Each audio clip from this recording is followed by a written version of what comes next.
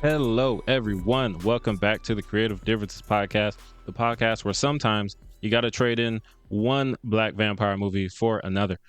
My name is Dallas, and I was very much looking forward to Blade, but if I have to choose, I'll take Ryan Coogler over Director Not Found. Hi, I'm Gabby, and oh my God, this is going to be the theme of the night. I forgot that was coming out this year. It's not. Here we go. I'm Cassie, and one of the fun things about doing this particular list is how many movies I just forgot existed. Yeah, it's always fun to realize. And I'm Demi, and I literally just updated my list an hour and a half ago. Welcome to another episode of the Creative Differences Podcast, your one-stop shop for movie reviews, Fancast Fridays, Throwback Thursdays, and a number of other pop culture-related items. Today, guys, thank you for joining us for our final day of our yearly recaps. Instead of looking backwards, we are looking forwards. Today, we are going to be talking about our most anticipated movies of 2025. Come for the movie reviews, stay for the thirst, and you know what? We might be looking forward to some of these movies just for thirsting purposes. That sounds very on brand for some of us, and we'll see how that goes. But yeah, before we do that, like, share, subscribe, because I asked you to ever so nicely. Also, this is recap number 5. If you've been listening, you know how it goes. But in case you don't know how it goes, I'm going to explain it. How this works is that we all have a list. Some people have certain things higher. Some people have certain things lower. We will wait until we get to the person who has it highest on the list, or lowest, however you count backwards.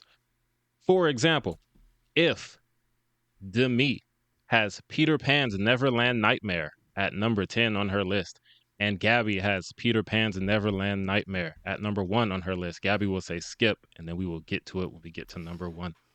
Hey, Peter Pan's Nightmare. Let Shout me out guess, to Peter Pan's Neverland Nightmare. It went into the public domain. It did. Yes. Yeah. There were so many that I was like, oh, public domain. Pinocchio, public domain, public domain. Bambi the Reckoning. We love to see it. I hate that for us. Anyway. I love it for us. We should troll everybody all the time. I don't want nightmare versions of my favorite fairy tales. Like, not in that way. But anyway, let's get into it, guys. Let's start with our honorable mentions. Dallas, do you have any? I have 5. There's so many things I want to see. All right, so let's get to it. My honorable mentions are Mission Impossible: The Final Reckoning, Megan 2.0. I'm so sad that this didn't make my top 10 because I really want to talk about Megan. Zootopia 2, Mortal Kombat 2, and Superman. Gabby? Oh, yes. Okay, so mine are, I don't know if this is ever going to come out, but Across the Spider-Verse, just in case it made my honorable mentions. Jurassic World. It is not even on the release calendar. I know. That's why I'm like, it's gonna be like New Mutants, Remember New Mutants? Love to see it. 3 years on the list. Anyway, Jurassic World, purely because of Jonathan Bailey. Of course. And Snow White. It got bumped off. It stayed on my list for a while, and it got bumped off recently. I'm so sorry, Snow White. Sorry to that movie. Cassie, I already know the answer to this, but I'm going to ask it anyway. I do not have honorable mention. As usual. I have to ask. All right. So my honorable mentions list is Freakier Friday, Captain America, Brave New World, Avatar, Fire and Ash, Jurassic World, Rebirth, and Mission Impossible, The Final Reckoning. Dang, we both had I thought Jurassic Park was gonna. No. What? I didn't think Jurassic World was going to be there, but I thought maybe Mission Impossible, so now I don't get to talk about that unless one of the other girlies has it, but I don't think. Mission Impossible has been on the honorable mentions list all year. It was not going to make it. But I thought Jurassic World simply because of ScarJo. I was like, ScarJo might make it. I do love my Scarlett Johansson. Mm-hmm. I am not like a Jurassic World stan. Yeah. So that's fair. There's other more important vibes. Scarlett Johansson, I'm actually more excited for her directorial debut, which happens to star Aaron Kellyman. So I don't know if that's coming out in 2025, actually. If it is, though, I'm very excited about that movie, and it should be on this list. But I don't know when it comes out. So I'm just surprised that this is going to be her directorial debut. Like, she's been in the industry for It's her feature. Sorry. Let me correct that. It's her feature film directorial debut. She has directed shorts before. I'm still surprised that this is the first time, but. Like, how did Chris Evans direct before ScarJo? No hate to Chris, She but was taking her time. but she's been around She was taking longer. her time. Well, technically, I think she directed before him. It was just a short film. Got it. But Got it, anyway, got it. number 10, Dallas, kick us off, man. Number 10. I was also editing my list like an hour and a half ago because I forgot some stuff and then I remembered some stuff. Me too. That And- Wikipedia page, I had to go down it a few times. I was like, wait, let's make sure. I'm very Let's glad make I found sure. that because, like I said, I was like, I don't want to miss anybody that I know I like. So I did a search on the page for the word Flanagan, and I found The Life of Chuck, which is Skip. coming out May 30th. It is written and I directed said by Mike skip, Flanagan. nigga. Oh, you said Skip. Hey! I love Our We first that. got a skip skip for the Damn. right night. off the bat. We love to see it. Oh, love it. That never happens, I feel like. I love that. Not off the bat. Right, immediate skip, I love that for us. coming in hot after no one. Gabby, what's your number 10? I feel like mine's gonna be a skip too. Superman. Skip. All right, 2 skips in a row. Let's go. Let's keep it going. Cassie, The what's your number first 10? half of these lists, I feel like it's gonna go speedy, and the last half is gonna go slow. It usually does. down. It's usually the case. I don't know about this one. My number 10 is The Monkey. I've heard of that, Yeah. but I don't know what it is. It's basically a this? sort of monkey's paw tale. That's never been done before. I think it's like these kids find this, like, one of them monkeys that plays the cymbals, and it grants wishes, but bad consequences because It's like the the monkey's devil's paw. wishes. The what? Yeah, it's like the wishes from the devil, or like, never mind. The devil grants wishes. It's like Anyway. It's a monkey's yeah, paw. it's like a monkey's paw, basically. Yeah. I mean, I like the monkey's paw thing. I think I'm interested to see, I always like when you do like sort of a twist on you get what you want, but maybe not how you expected, blah, blah, blah. Yeah. Or like Yeah. this sort of just when you do the weird shit with like this is how I interpreted this and this is what you're going to get. So I'm interested to see how that goes, how you defeat this monkey, because it can't be as easy as just like smashing the thing, because I feel like people would have tried that. But Sure. I don't know. I want to find out. What's it going to do? My favorite like monkey paw like thing. It was like, what if somebody wished on a monkey paw that everyone would learn proper hand washing technique, and then we got a pandemic out of it. Like, Wasn't that dark? Okay. And yet, some people still didn't learn, I'm sure. Of course not. I also am looking forward to the monkey because of the cast: Theo James, Tatiana Maslany, Elijah holy Wood. moly! It sounds pretty dope. Oh, that's It didn't make my list because I've seen one Osgood Perkins movie and it was Long Legs. Yeah. And wasn't really my cup of tea. Fair. Same. Not a bad movie, but I was just like, this ain't gonna get you on the list, buddy. But I mean, I I feel am gonna like watch she it does 'cause I love some Theo Spooky James. stuff well. Or he does. I think it's a dude. I mean, he's good at being spooky. I just, Yeah. I don't know. It's not gonna get you on the list. I feel like this will be less cerebral, though, so maybe that'll be more... Because Long Legs, half the time, I didn't know what the hell was happening. Yeah. Just Nicolas Cage being weird. Yeah. Love to see it. Yeah, I heard a clip from Long Legs last night. I was watching a YouTube video about dialogue. I don't like his voice in that movie. It was horrifying, and I was terrified. That's the point. I was like, it's too late at night for me to be listening to this clip. Yeah. It's never the right time for that. Was it the Hail Saving clip or something else? No. It was not that, and I don't think I ever want to see that. Yeah. Best not. It's a lot. He's a lot. Lock him up. So, my number 10 is going to get skipped, probably. It is the Fantastic Four First Steps. Skip. Hey, double skip. I figured as much, which takes us to number 9. Yeah, moving right Dallas? through it. Number 9. My number 9 is going from one Stephen King adaptation to another, The Running Man, which comes out Ooh. November 21st. There's another one it's of those directed. happening? There's another one of those happening. This one is directed by Edgar Wright. Ooh. That got it on the list immediately, Oh, even though I don't know damn. much that about would have it. gotten it on my list too if I was paying attention. It's okay. It's Stephen King. That doesn't sound like a thing you want to watch, But Gabby. Edgar Wright, you're right. Edgar Wright, though. You're right. I don't think The Running Man is a horror thing.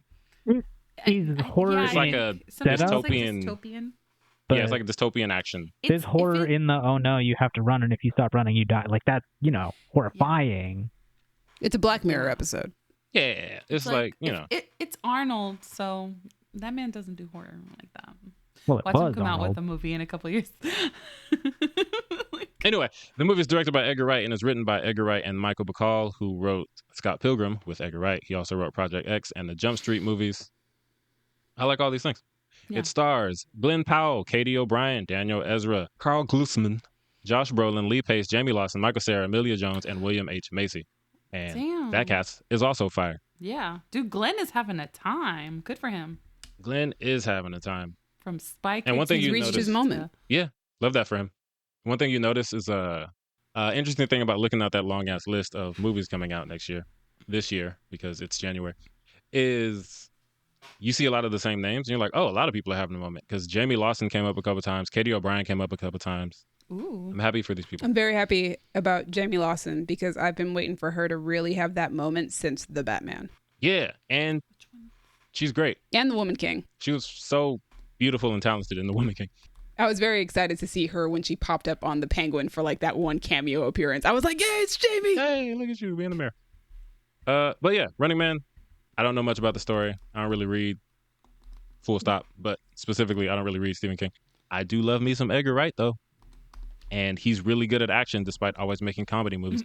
So, Yeah. and dystopian action with the dude from All American, probably being British this time. I don't know. Maybe either way. Saying he always makes action like comedy movies is crazy when Baby Driver is right there. Oh, I always forget about Yeah. Baby Driver. I think it's the Kevin Spacey of it that like makes me repress it. Yep, just deleted it from your It's brain. literally my favorite Edgar Wright movie by far. So Yeah, when I think of Edgar Wright, I always think of Cornetto and Scott Pilgrim. But I was like, oh yeah, he did Baby And, Driver. Last Night in Soho. yeah, and Last Night in Soho. I forget that too. It's not because of You're Kevin the, Spacey. like the one who's of us who saw it. Cassie saw it.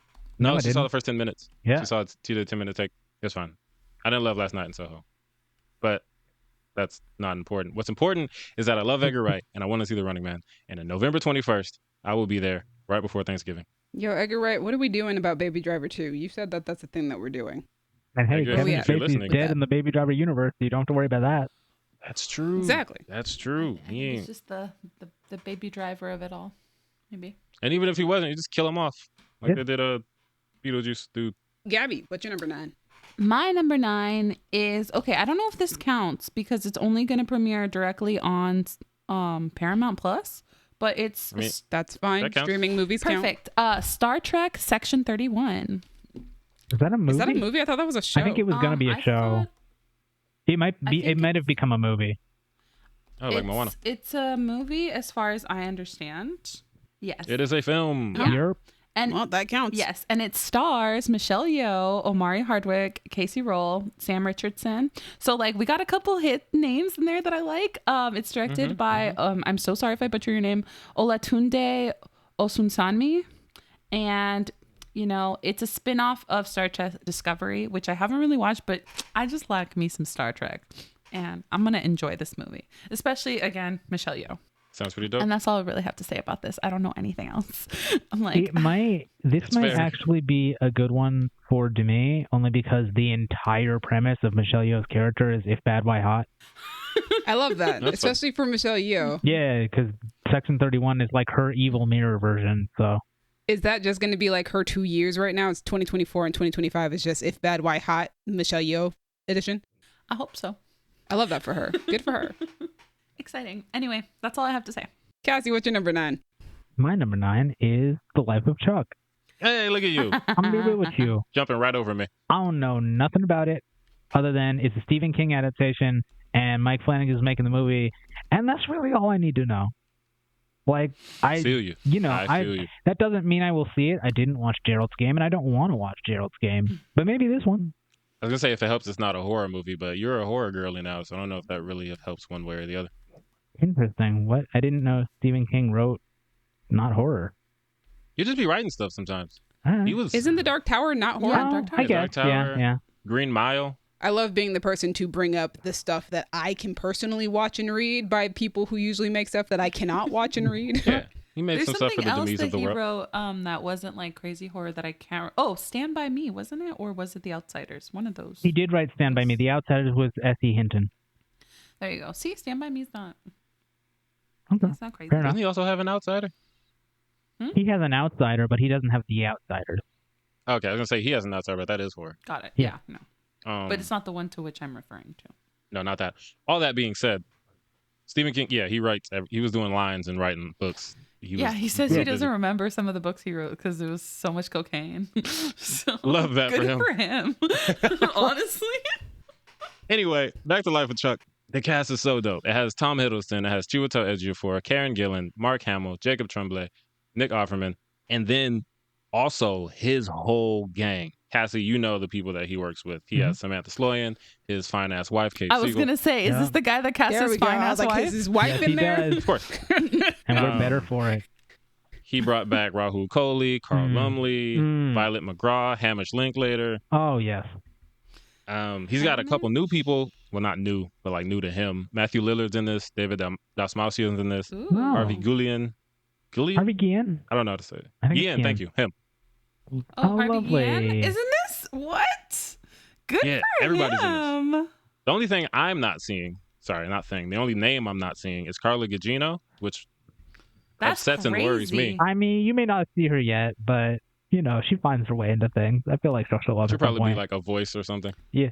I don't know. Either way, I'm watching. Day 1, May 30th. That's me. That's me and you, even though you're going to be in Portland probably, so we're not going to see it together, but we'll both see it. Right, yeah. Yeah, Life of Chuck. Let's go. All right, my number 9 is Mickey 17. Skip. Hey. Ooh, another skip. I was waiting for it. I was like, somebody's skipping me on Mickey. I know they are. All right, and that takes us to number 8. Dallas. Number 8. Let's get spooky. Going from Stephen King to other spooky things. Wolfman. Skip. Ooh. January 7th. Ooh. Yes. I love this for you. You are a horror girl. Before we move on, Dallas, I don't think me and you are going to do our traditional thing this year. Oh, matching at the top 3? Tragic. No, where he skips me and then immediately after says it. Yeah, sorry. I don't think so for this list. I don't think so. This year's kind of. Oh, it's possible, but I don't know. There's only one thing I can think of, and maybe, but I don't know if it's going to happen. But we'll see. Yeah. Gabby, what's your number 8? My number 8 is Tron Ares. Skip. Ooh. I love this. Okay. Cassie is skipping the hell out of I feel y'all like today. Cassie got like 19 movies on her list because she don't skip everybody. Y'all But watch it just put be them like her lower on the next list. one. Like this just happened. It's not. My number 8 is Until Dawn, because I thought that's getting a movie. Ridiculous. David S. Sandberg is adapting Until Dawn. I don't understand why, but I will watch it because I think it's weird. I mean, it's a bunch of teens, well, young adults. I don't think they're teens. Go to a cabin, they get stalked by something, they be dying. It was a video game where you could make the choices of who was going to live or die. Well, not directly. You'd make choices, and then based on that, people would live or die. So how this is going to get adapted, I have no idea. I have that game. I have not played that game. Sorry to the homie who gave it to me as a gift, and I don't think I ever took it out the plastic. Years ago. Wow. But I also found out today that was being made. I was like, hey, David F. Sandberg, he's good at scary. Yeah. It's a... I did realize that they will have something to navigate, which is that they use a Native American monster in the game that you're not supposed to use if you're not Native American. So SWs? Yes. Ooh. So you're not even supposed to name them. Exactly. That's why I didn't say it. So yeah, it'd be interesting to see how they work around that. Yeah, it's also why I didn't say it. But yeah, I didn't know that. You know. Okay. Well, that's why you should play the game that you've had for years, Dallas. I'm saying I didn't know the taboo about saying that, and okay, I'm not saying I didn't know that was in the game, but I also didn't know that because I didn't play the game. Thank you, Cassie. Yeah. I maybe they just your friends' else. feelings aren't hurt that you never opened the game. If you're listening, you know who you are. Actually, if you're listening, I did play that game. I beat it. I played it twice. Thank you so much. Liar. We know the truth. I would never lie. But yeah, shout out to Until Dawn. I heard it's great. I don't recognize anybody in the cast. Oh, Peter Stormare. I know him. Oh, is he playing the narrator again? Because I think he's the narrator in the game, too. That makes sense. Ooh, good for him. Probably. All right. Really quick. Dallas, a lot of these horror directors, I only know them because you mentioned them. Like you said, Stephen S. Stammer, and I was like, I know that name because of Dallas. Well, you also saw Shazam. He also did Shazam, yes. Oh. A lot of them do other things. Like you're going to get to somebody else on my list later who's done a superhero movie and horror movies. Got it. Is it Sam Raimi? I'm just kidding. It is not. All right. All right. All right. I'm prepping myself to get skipped again. My number 8 is Ballerina. And no, I'm not saying that long ass title. Skippity skip. Double skip. Oh God, does it have a silly subtitle? No, it's not the Not subtitle. It's technically a literally like subtitle. part of the Oh, title. I'm excited. It's like from the world of John Wick or something. From the world of John Wick. Yo, that trailer looks fire. But we'll talk about it in a minute. We'll talk about it in a minute. Number 7, Dallas. No, we're 7. I know I'm not getting skipped because it's the sequel to a movie I think only me and Kayla saw. The Accountant 2, which comes out April 25th. There's gonna be a sequel. There's gonna be a sequel. It comes out in April. I love that movie. I'm so happy. So much. We all have to see it together. Me, you, and Kayla. Eric too. Eric loves it too. Well, love is a sweet. strong word for my boyfriend, but he also enjoys that movie. Double date. We'll watch Ben Affleck beat up some people. Yes. The Accountant 2 comes out April 25th. It is directed once again by Gavin O'Connor, who directed Miracle, Jane Got a Gun, and The Accountant. I saw Jane Got a Gun. It's written by Bill Dubuque, who wrote The Accountant and created Ozark, one of my favorite shows ever. Damn, this would have been on my list. You gotta check the list. You gotta keep up. But it's fair. This doesn't even have a picture on Letterboxd. Nobody know about this movie. It stars Ben Affleck, John Bernthal, J.K. Simmons, Cynthia Addai Robinson, and Daniela Pineda. And the summary is nothing because, like I said, ain't even got a picture on Letterboxd yet. But Is this even coming out? But yeah, The Accountant, for people who aren't me and Gabby, is a really, really dope action movie starring Ben Affleck and Anna Kendrick. Yeah. Where he who disappointingly, I don't see her name on this one, so that sounds sucks. And he plays an autistic man, and he does. It's great. And it's just really good. Like, so good. And he's the so action sweet. is good. The story is good. He's a very nice man. And he's also a badass. I love him so much. I just want to hug him. It's great. I love it. I watched it recently again, and I'm so excited. I did too. Kayla was like, man, they should make a sequel for this. And I was like, they are. She got very excited. Dude, it's so good. The only reason I watched it was because Eric and I were going to go see The Magnificent Seven in at a drive-in, and we showed up a little bit too early, and The Accountant was still on, and we were like, is this movie look great? And we watched the whole thing afterward. Oh, it will apparently be a trilogy. So, congrats. I love that John Bernthal's coming back. Oh, okay, we can move on. But yeah, I'm ready for the trilogy. But yeah, Accountant 2, number 7. Gabby, what's your number 7? My number 7 is Captain America: Brave New World. Oh, skip. Skippity. Okay. My number 7 is Tron Ares, which, as far as I can tell, is Tron with Jared Leto and red instead of blue. Which I'm scared, but also I'm down for a Tron movie, man. I figure it's going to have pretty lights, cool music, and that's really all I need. Mm-hmm. Honestly, same. I'm just there for the vibes. Do we know who's doing the music? Speaking of vibes. Yeah, the 9 Inch Nails. Oh, Trent Reznor and Atticus Ross. Ooh, yeah, that music's gonna fuck. Yeah, but they're actually going by 9 Inch Nails for this movie. Really? Yo, that slaps. This already became amazing. Movie music. They do. What was the one they won the Oscar for? Social Network, I think. Probably a number. I think of it them. was. I think Dallas was right. I think it was Soul. I don't know. They make good music. Anyway, yeah, they're great. They're great. 10 out of 10. Excited. All I need is vibes. They're doing the music directed by someone called Joach. Nope, I'm gonna butcher his name. I don't know if it's Joaquim. What is it? Joaquim Road. Yeah, it has some letters in it that aren't from the English alphabet, so I don't know. It looks like I think he directed a couple of Pirates of the Caribbean movies. He did. It looks like Ronning, but the O is like that not allowed sign because he's Norwegian. Yeah. So I don't know how that's. For all I know, his name could be Jones. Exactly. I'm so sorry if I mispronounced your name. Directed by him, also starring Evan Peters, Jodie Turner-Smith, Greta Lee, Cameron Monaghan, Gillian Anderson, Hassan Minhaj, Jeff Bridges, which I love to see. You always want Jeff Bridges in a Tron movie. I also would like Garrett Hedlund in a Tron movie, but you know, for real. It would be like my number 1 or number 2 if it was Garrett Hedlund. Yeah, if we were continuing the story from the last movie. Yeah, absolutely. Wait, a standalone sequel to Tron Legacy. What does that mean? It is a sequel, but it's also standalone? Which is it? You don't have to watch the second movie, I guess. You don't have to watch Legacy. They're like retconning without retconning. Maybe like a sequel in name only, but also with Jeff Bridges. I feel like it's a sequel in the same. It's like the same world probably as the previous movie, but like not involving Garrett Hedlund for some reason. No, they Where's really Garrett Hedlund? He's still acting? They hate that movie. Yes. Yeah. Okay. Good for him. Poor. Joaquin also directed Young Woman in the Sea, and I heard that movie is actually very good. I have not watched it yet. I've been meaning to because Daisy Ridley stars in it, but I have heard that movie's very, very Yeah, good. my auntie was telling us it was really great. Greg Goldstein told me it was really good on this podcast. He wasn't talking to me, but And yeah. Oh, I love I said it. Goldstein. I heard it. I just want to be his friend. Alrighty. Oh, that was Cassie's number 7, which takes us to my number 7. My number 7 is Love Hurts. Skip. All right. Hey, we got to skip. So that takes us to number 6, Dallas. Number six.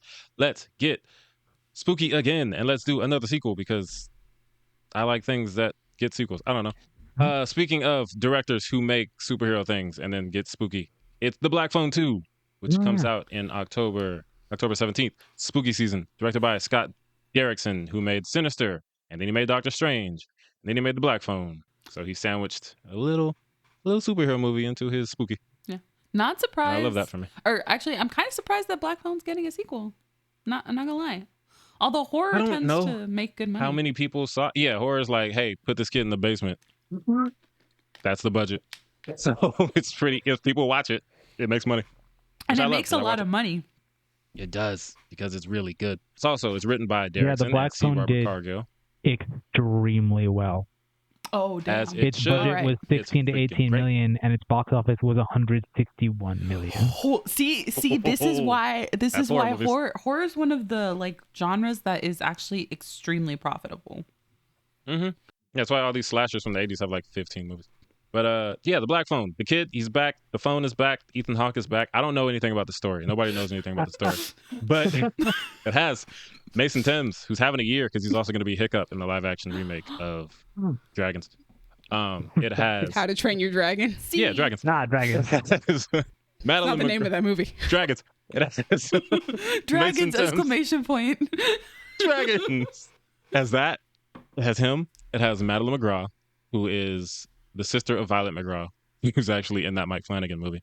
They are both in the spooky world. So younger Hope from Ant-Man and the Wasp and younger Yelena Belova from Black Widow. Yes. And Violet is in, what's the show with the sad family and the ghost that Flanagan made, the first one? Hill House. That one. That's Her. not all of them? No, I'm joking. It is all of them, but that's not the first one. Hill House. Well, And, Bly Manor isn't really family. yeah, fair. Yeah. There are families in it. There- Sad yeah. ghost. It's fine. Okay.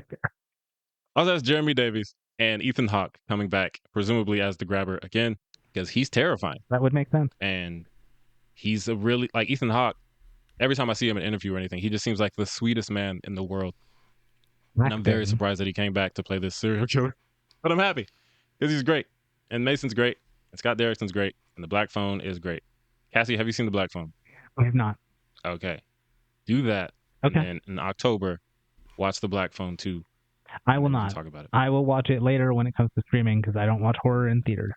That is understandable. I do not agree with it, but I will accept it. But yeah, that's my number 6. Black Phone 2. Yay, spooky. Gabby, what's your number 6? My number 6 is gonna get skipped, but it is Thunderbolts. Skip. Hi. Cassie? My Cassie. number 6 is Wolfman. Hey, let's talk about the Wolf Man. Ooh, time to I talk am- about it. What's the term? It's not cautiously excited. Furry? Yes, also that. I am Got it. ready to be disappointed, What? but excited nonetheless. I have a Oh, theory man. because of That something that you've trailer. already said into a microphone. Yeah. You think it's going to be like Invisible Man style where they kind of try to ground it? Yeah, I do. Mm. How do you ground a werewolf, though? He's not a You werewolf. He's a wolf man. So they might do something with that. They kind of already did in the trailer, but the trailer was also really good. But that just means that he would be like a teen wolf werewolf. Yeah. Or You be like balling people what up is in it, court. Wolfman That's not in grounded. Paris or something? American Well, Werewolf you're- in London. That one. To me, the real still a question werewolf. is how much wolf are you going to see when he's Wolfman? How much is it going to be like the Turf Supreme werewolf in the third movie versus, Mm.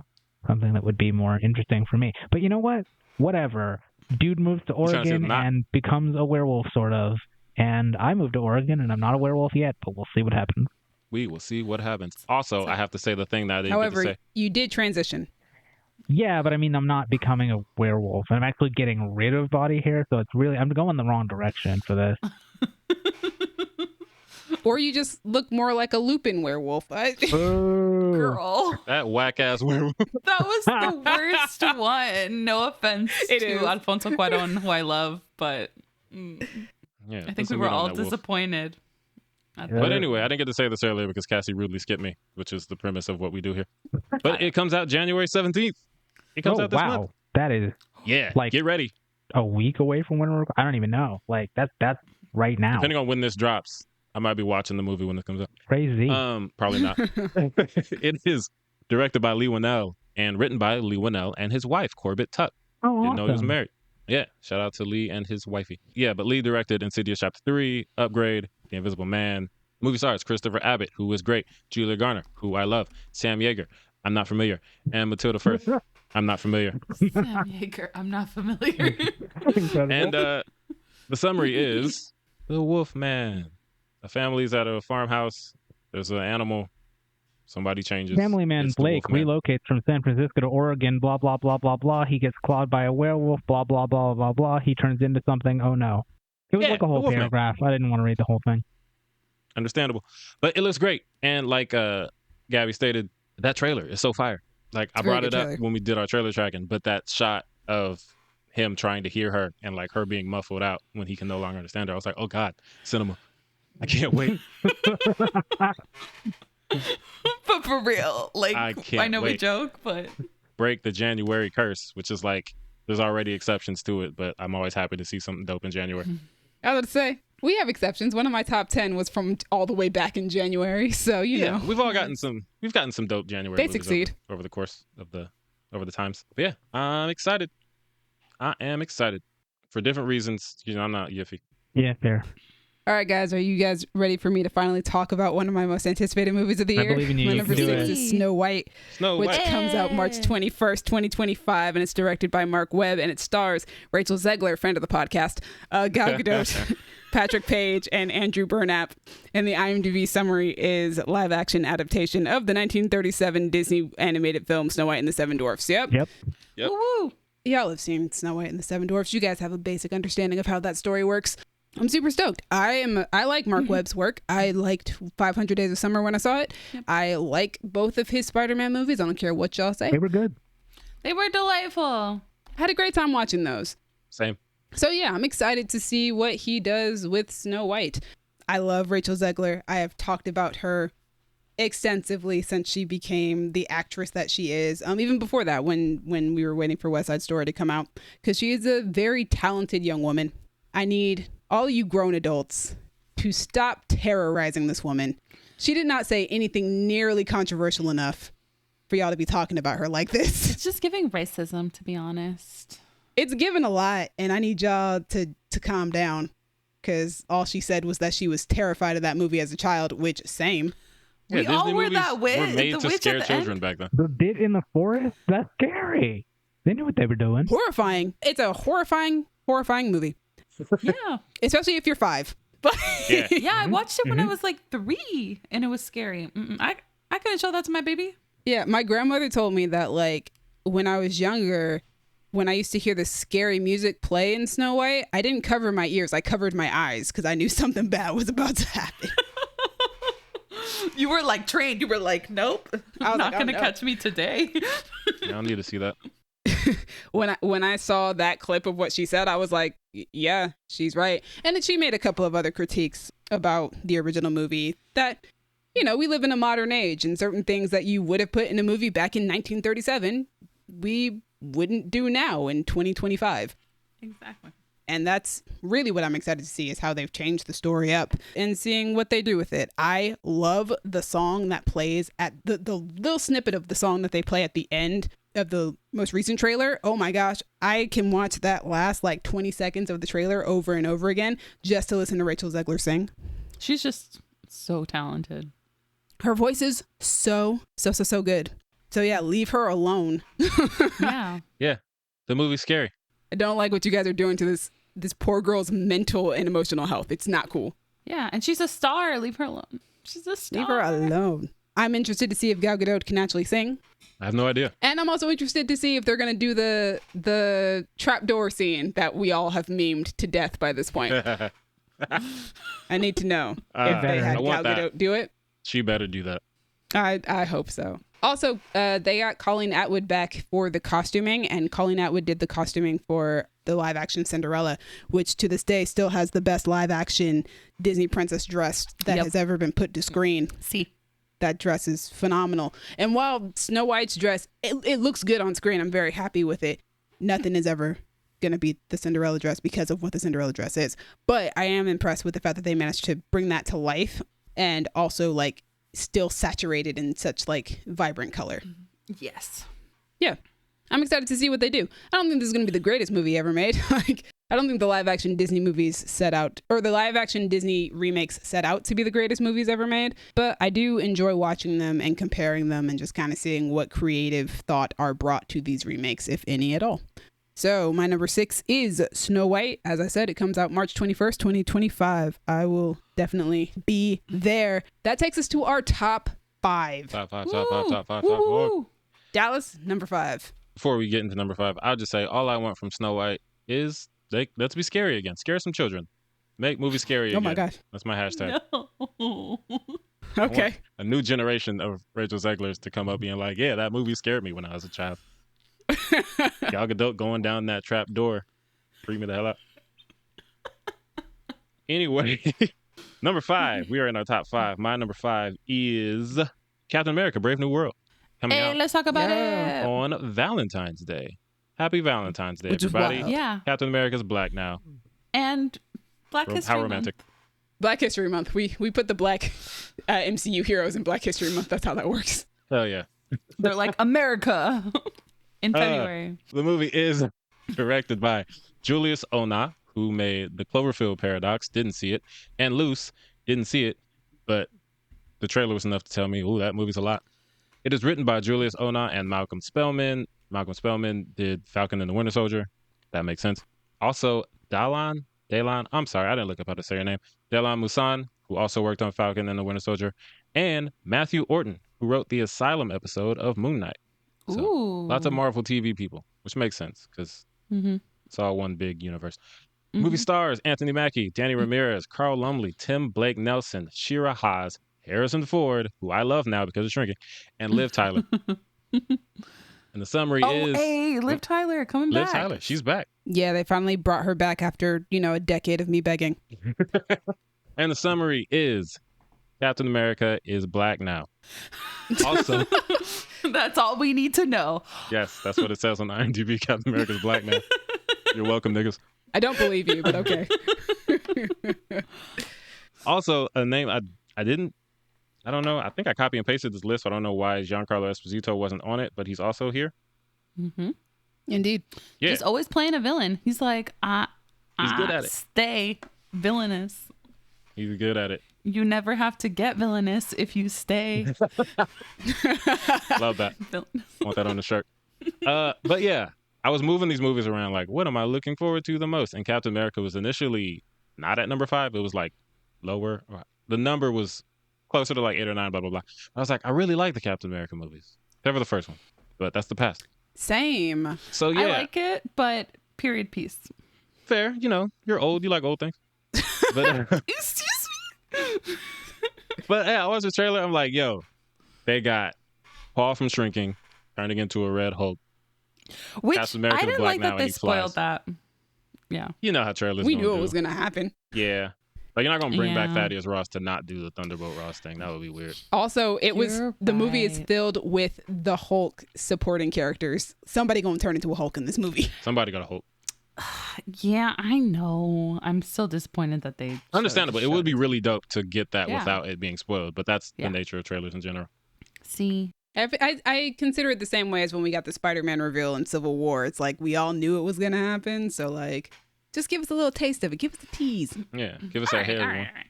Everyone likes a tease. Isn't that the saying? No? I don't know. I'm not. I wouldn't know. Okay, it's fair. But yeah, this movie looks fire. Yep. I saw the trailer. I was like, oh, I'm actually a lot more excited for this. Yeah. Carl it made me more Lumbly excited. playing OG Black Man Cap. Love that for me. Yes. I'm gonna have a happy Black History Month telling people on the internet that I'm drinking your white tears for sustenance. I will not be on Twitter at the time. So that would be the perfect place to do that. But I'll find some way other to do. I'll go outside the theater and be like, hey, are you mad about Black Cat? Good. You could wear a shirt that says it. Yes. We'll get you one made just in time. It's next month. We got a month to get it done. I'm very excited, specifically for me, because a man named Seth, middle name Freakin', last name Rollins, is in this movie. And as someone who became a wrestling fan again this year, I'm so excited to see him do something. I don't know what, but do something. Fight the Hulk, fight Cap, do a wrestling move, hit somebody with a chair. Whatever you got to do. I'm excited. Most importantly, Captain America is black now. Yeah. I'm excited for the MCU to finally reference the fact that there is a celestial just in the middle of an ocean somewhere. I've been waiting for that. And we have done real. nothing about it. I've been waiting for that. I'm just upset that they haven't mentioned that movie at all because of how much I love it. Yeah, they're never going to mention that movie again after this is over.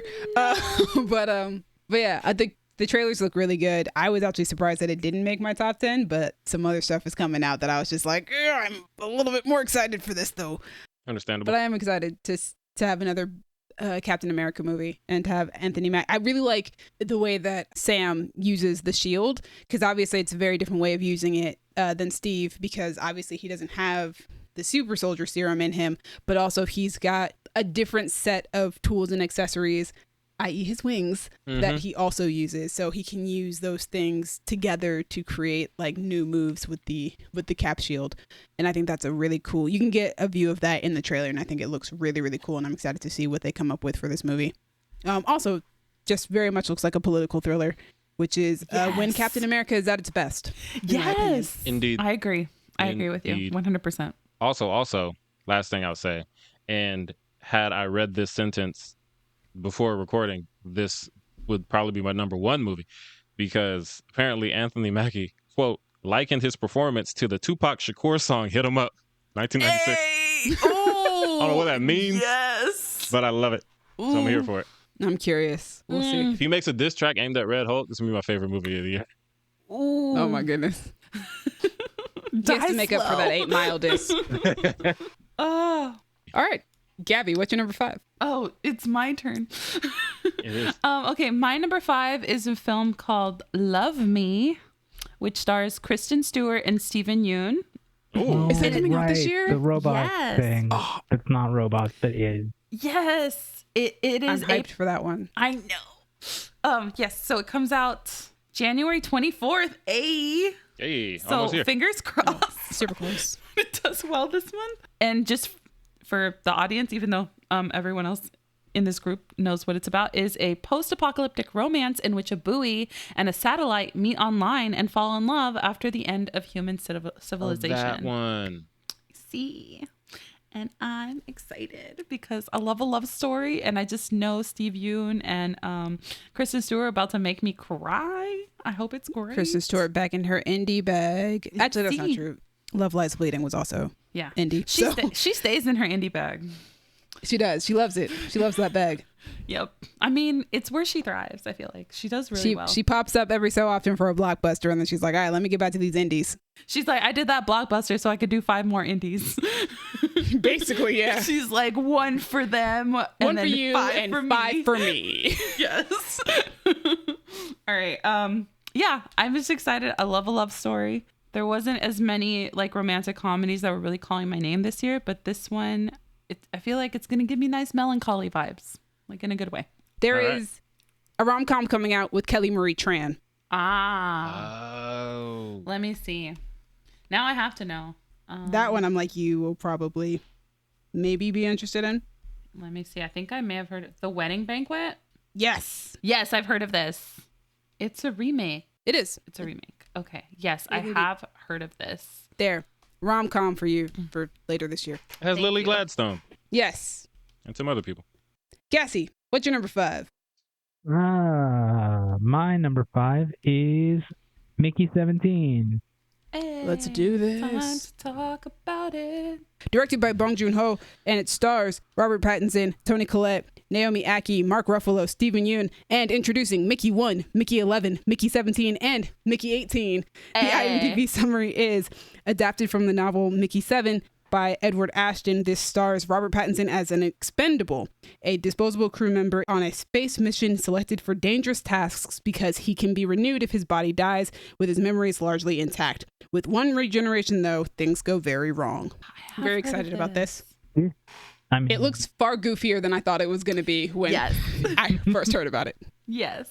It's giving, I think there was like a movie with these vibes. Moon is probably the one you're thinking of. I should watch that again. It was good. That's the one. But like that one was like darker, right? Yeah, I mean, it wasn't as silly as this one seems. For me, it's just because whenever I think of the director of this movie, I think of Parasite and like Snowpiercer. And so I'm like, those are very serious movies. So when I first heard about it, I was like, oh, and it's got Robert Pattinson in it. And so he's playing a guy who he keeps reviving all the time, or what. He's like cloned or something all the time. Oh, that's going to be like a really serious movie. And then I saw the trailer and I was like, this is really goofy and down to Robert Pattinson's voice. And I love this. And I'm very excited to see what this is. Yeah, it looks weird as hell. And I'm excited. Like, that was what was fun about Parasite, is that it was one thing until it very much wasn't. Yeah. And I'm interested to see if this is similarly weird. Probably. I feel like Bong Joon-ho probably has something up his sleeve. But it's also based on a book, so I don't know how far he's planning to deviate from the book, but I also have no idea what happens in maybe the book's wild. Who knows? So maybe that book is also, maybe that's also extremely wild. But it looks really good, and I'm excited to see how things play out in this movie. And to just watch Robert Pattinson play off of himself several times over. Sounds like it's going to be fun. Yeah. Also, I love Toni Collette. She's great. See. She is. It's a really good cast, because I also love Naomi Ackie. She is fantastic in all the things that I've seen her in. Mark Ruffalo is also amazing. Steven Yeun has come up a couple of times on this list already. Yeah, we're just talking about her. Yep. We are fans. We are fans. But yeah, Mickey 17 looks like a lot of fun. And also like it could be like legitimately just a great movie. All right. That takes us to my number 5. My number 5 is Thunderbolts. Hey, let's talk about it. Asterisk included. Thunderbolts comes out on May 2nd, and it's directed by Jake Schreier, and it stars Florence Pugh, David Harbour, Sebastian Stan, Wyatt Russell, Hannah John Kamen, Louis Pullman, Olga Kurylenko, and Julia Louis-Dreyfus. And the IMDb summary is, a group of supervillains are recruited to go on missions for the government. Sure. Yep. That's a very basic summary. I'm super stoked. I've said it a lot on this podcast. This was the Marvel movie that I wanted. It's being made for me. Thank you. Indeed. I've been saying I've wanted a Thunderbolts movie since like 2018, 2019, to the point of making a PowerPoint presentation about it in 2020. You did. So, which was like you predicted everything? Like I didn't predict everything. I did not predict the team except for the fact that Ghost would be on it. Oh, okay. And the Winter Soldier would be involved as well. Okay. Because I don't think we had been introduced to Yelena yet. Had we been, actually, you know what? Yelena might have been part of my prediction as well. I think we were, because it was like June-ish, and I think Black Widow came out in like... Black Widow was in July, I think. Oh, okay, never mind. I don't know if I had included her yet, even though her character is definitely in the comic books as part of the team. I was super freaking stoked that they announced that this was the thing that was happening. And I love just about all the characters who are involved in the story. It's almost Black Widow too. Yeah. Because it's a lot of her supporting characters. Scarlett Johansson is also an executive producer on the film, which I'm assuming is because of how many Black Widow characters appear in the movie. Makes sense. I'm about it. I live for it. So yeah, I don't know what else to say about it. The trailers look awesome. Like, this looks so much fun. And as you can tell, this is the most excited I am for a Marvel movie coming out this year. Out of all of them, this is my number 1. Because it looks like it's a lot of fun. It looks funny. The action looks really, really good. Like, Bucky does like a Terminator 2 homage in the trailer, which is super cool. Yes, that was so cool. So cool.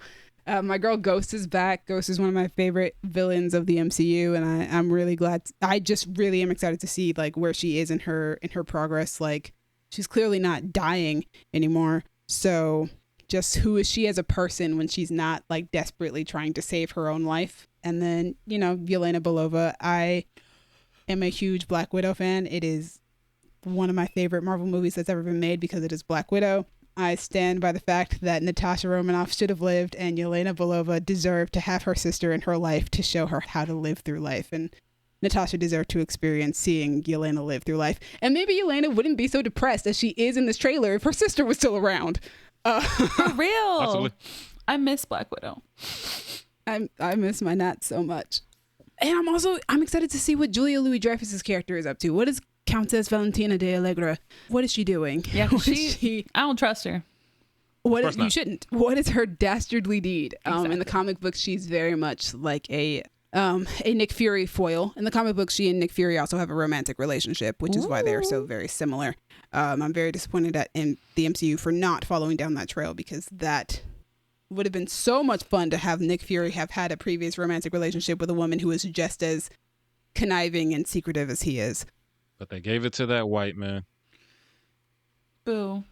But anyway, Thunderbolts.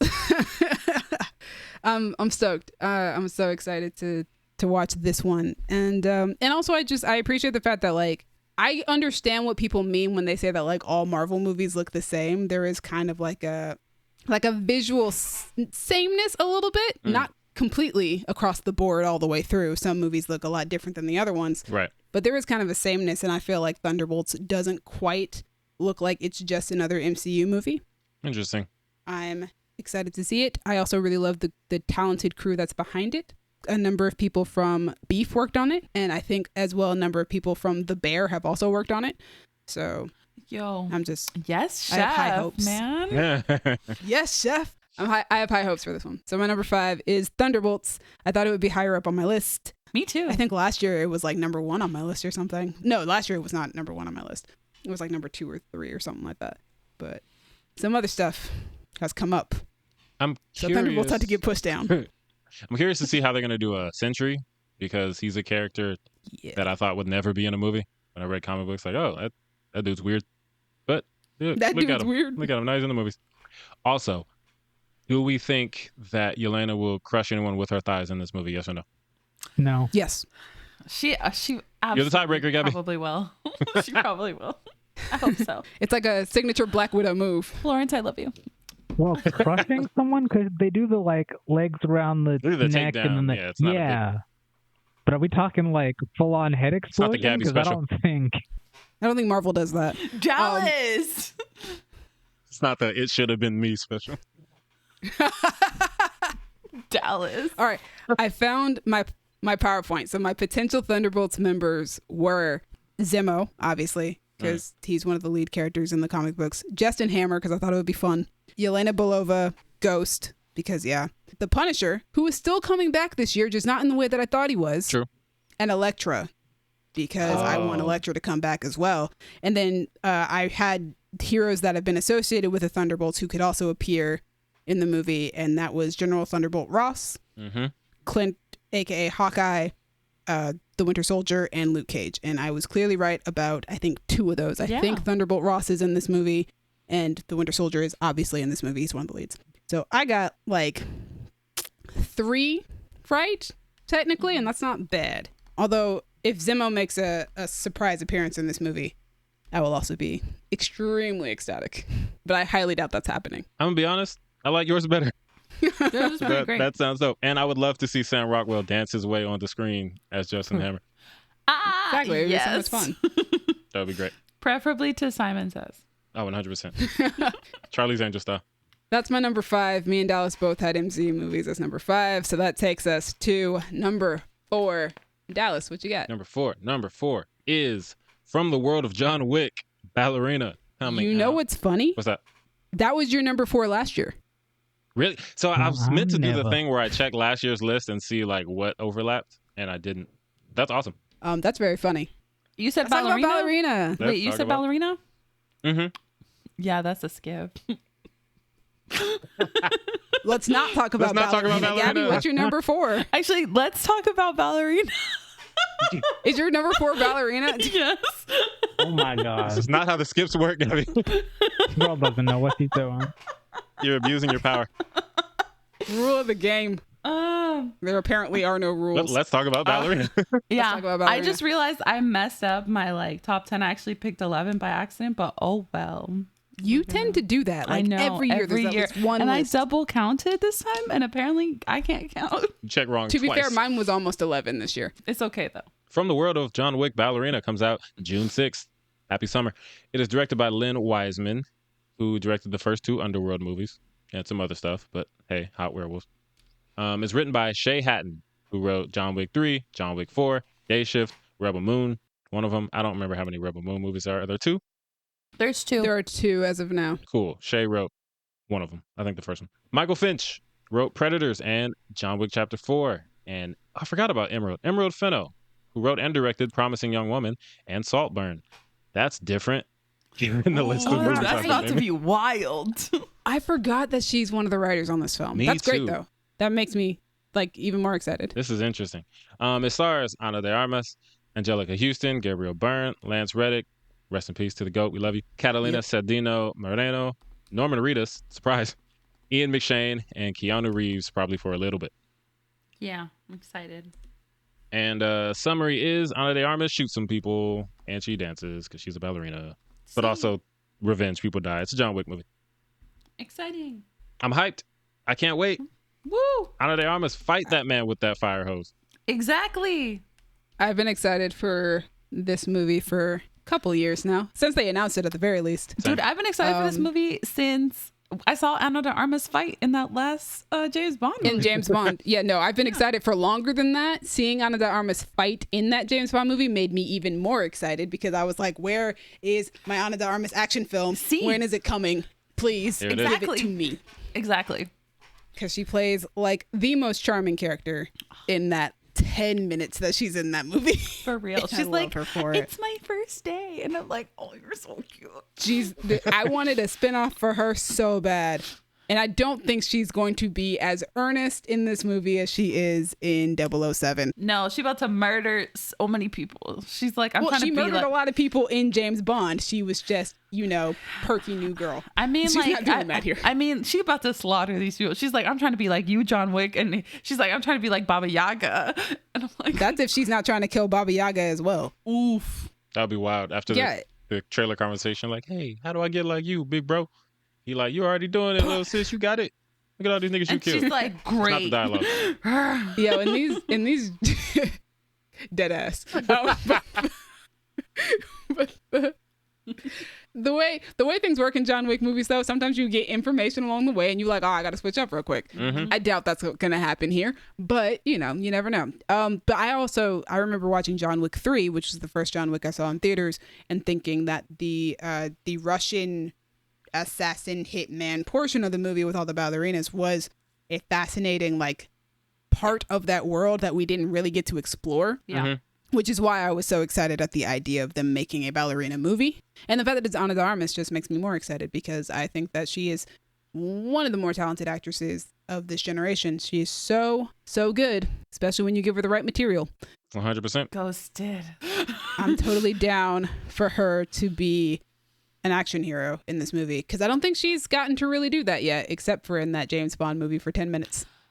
She kind of did in Ghosted, but We don't talk about that movie. exactly. She's in The Gray Man. Yeah, she did a little action in that. She got beat up by the Indian Did dude. she? She's in The Gray Man. Is that- I don't remember that. Wait, hold on. Is that? I'm not tripping, am I?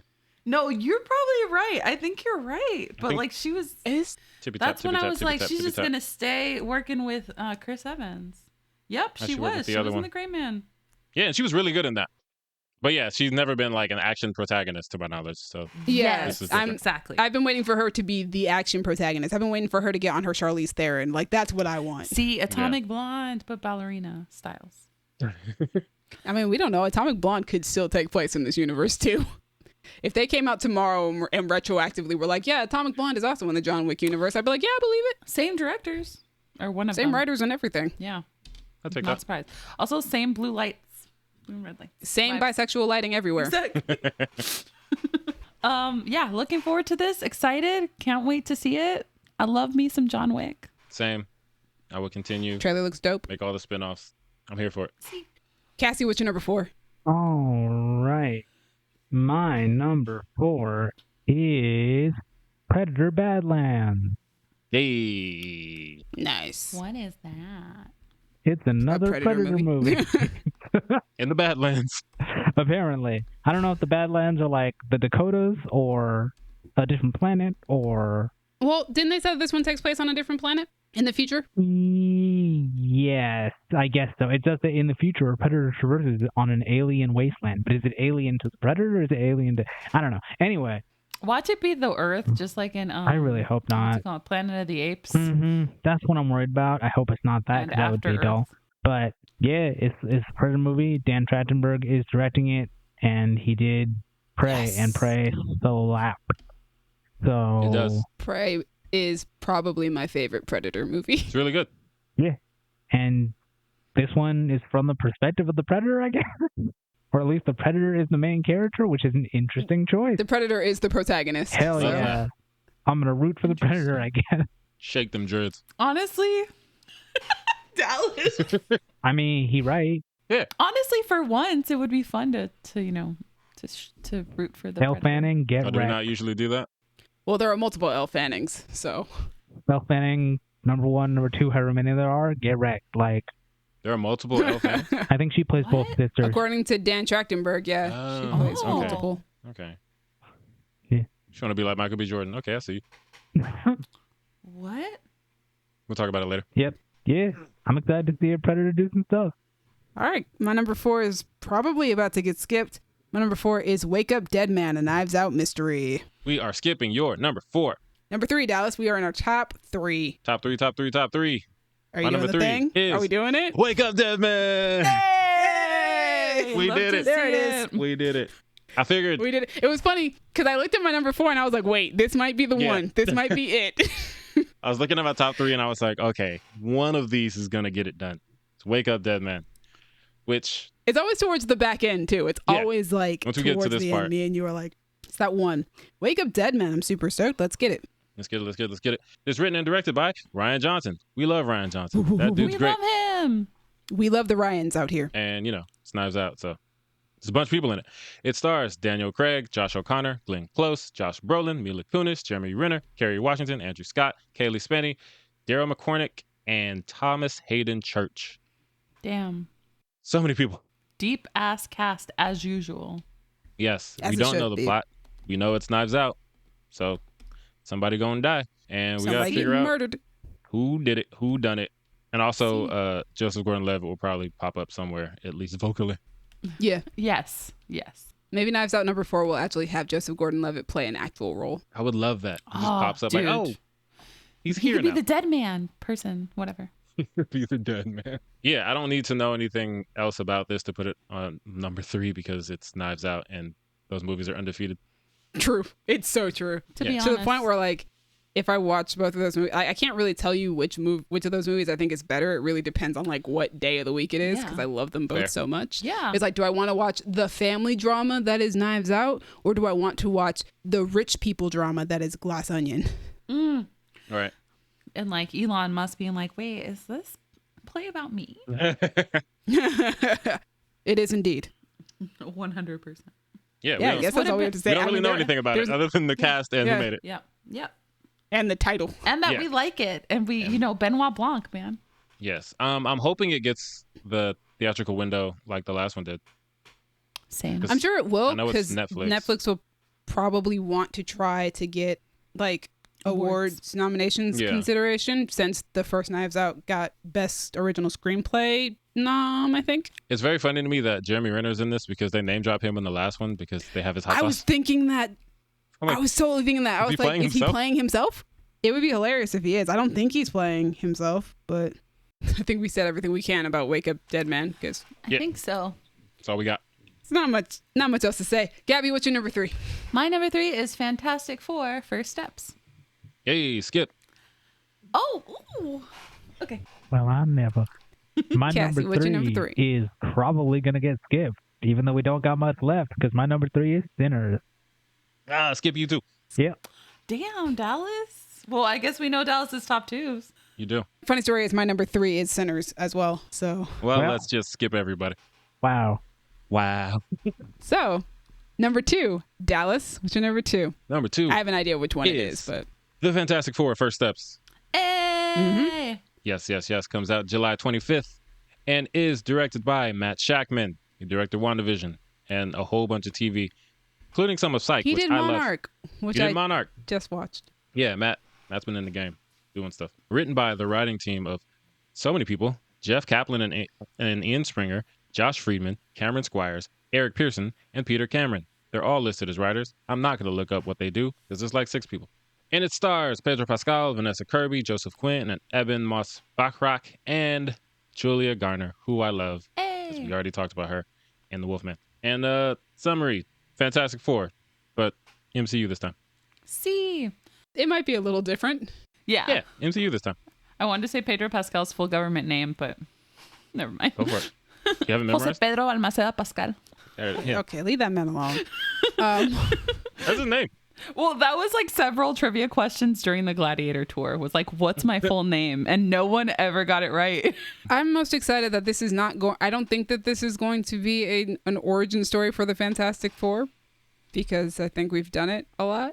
I think they're probably already going to be established when we get into this. Yeah. Fine by me. Maybe. I also really love the fact that they're going with like a Jetsons retro futuristic 60s look. Yes. That really excites me because that really does make it stand out from the other Fantastic Four movies that we've had so far. Yeah. It looks very bright. Really, from other Marvel movies in general, because that's just the look that none of the rest of them have had. Yeah, Exactly. Well, yeah. It's Yeah, true. basically. It's very, very true. they haven't done Jetsons yet. No. It's They have exciting. not done 60s yet. That too. Yeah, We got I'm excited. 40s. I like this cast. I have always wanted a good Fantastic Four movie that's not called The Incredibles. So I am excited to get that from Matt Shakman. Yeah, low Hopefully. key. It'll be interesting to see Pedro Pascal and Joseph Quinn acting together again after having been in Gladiator 2 together. Oh, yeah. Which was all I could think about while watching Gladiator 2 was you guys are going to play brothers-in-law in your next movie. Yo. Also, I'm a fan of like Sue Storm and Johnny Storm, partially because I loved the 2005 movie with like the original not the original Fantastic Four movie that we had, but the one that actually made it to theaters. The original for our generation. Yeah, that one. I grew up on that one. I loved that one. I was obsessed with that one as a kid. I was on the internet playing the internet game that they had on their website all the time. Oh, wow. That was when I got a crush on Chris Evans, was watching him play Johnny Storm. Same, since I was 12 years old. Exactly. Love that. Exactly. Man. He did that. I've been excited for years to see what the MCU would do if they finally got Fantastic Four back into their hands, the Marvel's first family. And now we're finally going to get to see what they're able to do, considering that they have already built an entire universe without the Fantastic Four. But, it's also going to be a multiverse movie. We know that. I mean, I don't think Robert Downey Jr. is not going to be in this movie, I'm assuming, but he is this, I think he is their Victor Von Doom. That's what it looks like. Also, Ralph Ineson playing Galactus is just perfect casting. Interesting. Great voice. That voice is about to boom the entire theater, and I'm so ready for it. Got to see it in Dolby. The theater shall shake. And I'm excited to see Julia Garner. I've actually never seen her in anything. I'm Dallas so talks about her excited all for the you. time. Oh. And I'm so excited to see her play one of the Silver Surfers. You should watch Wolfman. Maybe when it's streaming. Fair. Isn't that what Cassie said? Here's what I said. Yeah. Okay. All right. Sorry, remind me. Cassie, Wolfman was on your list, right? Wolfman was number 6 on my list. It's on her Got list. it. Everybody should watch Wolfman because Julia Garner's great. And we all should love her. I'm going to have a bad time. I'm going to have to watch it like streaming so that I can run That's fair. away. And All my of you should boyfriend watch can it pause streaming. You're on a podcast with a bunch of scaredy cats, unfortunately. I promise you I will watch it, but like I'm not going to a theater for that. Then I can't get away from it. We are scared girls out here. Yeah, We we are. watched. What was it recently? We watched Alien Resurrection, I think, or Romulus. Romulus? Oh, did you watch the new one, Romulus? Romulus Oh, or that's Remus? on my list of things to It watch. slapped. Yeah. Go watch it. Oh, it was. I had to. I plan to watch it. I just kept looking at my boyfriend, being like, "I hate this." Like I was so anxious, and then the end really, really sunk in that I don't like horror movies. Nah, Dallas, you're gonna get one horror movie out of me, and you know exactly which one it is. Yeah. This year. I'm excited for us to experience that together. Me Same. too. Because when we went to see Nope together, it was a great time. Great time. That's the only way you'll get me in these situations. Make it black. But yeah, Fantastic Four. I like the cast. I wasn't super excited about the cast when it was first announced for like the actual team, but like the more that we've, seen of them, and the more I'm like excited about it. Like, it's definitely one of the situations where it's just like, I wasn't excited initially, but like the closer we get to the film, the more excited I get at the idea, because this is a talented group of people. Yes. Like Very. they got Eben Moss Backrack as the Thing, which is not even a thought that would have crossed my mind. Yeah. But it sounds like a great idea. It works. We need Cousin. Yeah. We do need a cousin. We do need Cousin. And Vanessa Kirby. And I love Vanessa Kirby. She's so great. She's also gorgeous. Yeah. I haven't seen a thing that I haven't liked Vanessa Kirby in, so I'll be very excited to see what she does with Sue Storm. And that video of like what seems to be Pedro Pascal just having like anxiety at Comic-Con and Vanessa Kirby grabbing his hand to like calm him down. Like, I'm like, oh, it's Sue and Reed. We're here. We got it. We're here. Yeah. Oh, I'm so excited. And I've been very interested in whether or not the subtitle First Steps has like double meaning, because you have first steps like first steps on the moon, in space, which makes sense because they're the Fantastic Four. A lot of their stories have to do with, cosmic things. That's how they get their powers, is by going to space. But also children also taking their first steps. And we do know that in the comic books, Reed and Sue do have kids. Franklin and I cannot think of their daughter's name right now. Valeria, something like that. Yes, that sounds about right. Franklin and Val. So I also wonder if maybe that has something to do with it, which is another way of separating them from the other Fantastic Four movies that we've had. But I'm extremely excited to see what they do with that. And the first footage of Galactus looks insane. I don't think I saw it. It's not available for the public. That makes sense. Yeah, they're being It sneaky. was shown at Comic-Con. People being sneaky. People being sneaky. But yeah, I'm excited. I'm excited. Also, having just finished Monarch, Legacy of Monsters, I'm really excited to see what Matt Shackman does, because I also love WandaVision and I really enjoyed Monarch. Monarch might be my favorite thing to come out of the Monsters universe, which is crazy because my favorite thing for the longest time has been Godzilla from 2014. So for it to have dethroned it 10 years later, crazy. Let's do it. After a decade. All right. Gabby, what's your number 2? All right. My number 2 is Love Hurts. Ah, yes. Let's do it. Yes. I just scroll back down to it. Okay. Love Hurts, coming out February 7th. So very, very soon. It's directed by Jonathan Eusebio. I hope I pronounced your last name right. I'm so sorry if I didn't. And it stars Ke Huy Quan, Ariana DeBose, Daniel Wu, Mustafa Shakir, Marshawn Lynch, and Sean Astin. And the IMDb summary is: a realtor is pulled back into the life he left behind after his former partner in crime resurfaces with an ominous message. With his crime lord brother also on his trail, he must confront his past and the history he never fully buried. Love it. I just love anytime Ke Huy Quan gets a job, I'm going to watch it. I don't care what it is. I'm going to try to keep that man employed forever. I love him so much. I'm so glad he's Loki back. season 2? I will. You have one job. You have one job, Gabby. I'm so sorry. Anything else though that he puts out, I'm gonna watch it. It's okay. I watched The Goonies for the first time like last week, so I know I'm a bad cinephile. He's adorable. He is. I love him. He might be my favorite character in that movie. Also, Marshawn Lynch is in this, so sign me up. I Yes. think he's Love hilarious, iconic, and amazing. He is. He's so funny. Like perfect. And he's great in a comedy movie. Like Bottoms, amazing. Dude. Fantastic. Love him in that movie. He was so good in that. Even when he was being serious, like in the disappointed like monologue, he was still. Even though it was very funny, it's not just a serious monologue. It for real is him throwing a bunch of like improv jokes in there, and they're very funny. Exactly. Oh, he's so good. His comedic timing, 10 out of 10. Can't wait to watch this. I talked about Rachel Zegler earlier, but I got to talk about her co-star from West Side Story, Ariana DeBose, who won an Academy Award for that movie. See. I'm so excited to see her in this as well. I'm always excited when I see Ariana DeBose. I always want to support whatever movie she's doing. I'm really excited to see her in this. And this movie just looks like it's going to be so much fun, and like it's going to be a great like hitman movie. I loved seeing her in Argyle last year. It'll be cool to see her in a bigger role in something that seems similar. Yeah. The movie looks like a fun time. It looks hilarious, but also the action sequences look really cool. I still haven't figured, I don't think it's going for gore the same way that like a lot of action movies of this style have been recently, which makes me happy. because I've been kind of tired of gore lately in my action movies. I got to be honest with y'all. Yeah, we don't need all that. Ballerina's going to get it, but everything else, I'm like, Dude, Deadpool, I can only take so much. Deadpool and Wolverine, I was like, oh. They were like hard R. Like, goodness. Yeah, so I can only take so much hard R sometimes, guys. But yeah, I am I am very excited to see this one. And I'm glad that it's coming out so soon. Yeah. Just I can't think about the hard R thing without thinking of when I think Glenn Powell was promoting. I think it was like Anyone But You or something. And he was talking about like, yeah, we're going for the hard R. And everybody was like, it wasn't even that bad. What'd this nigga say? There's quite a bit of nudity in that movie. Just don't say hard R because it has connotations. Yes, it does. Love Hurts looks like it's going to be a lot of fun. Can't wait. Trailer looks really, really good. I remember seeing that trailer for the first time and being like, I have no idea what this is. I didn't know that this was a thing that's happening, but I need to see it. Exactly. Yeah. Same feelings. Also, even though our list might not show it, we do love original movies out here in these streets. Yeah. True. We do. We're very cultured people. Or we try to be.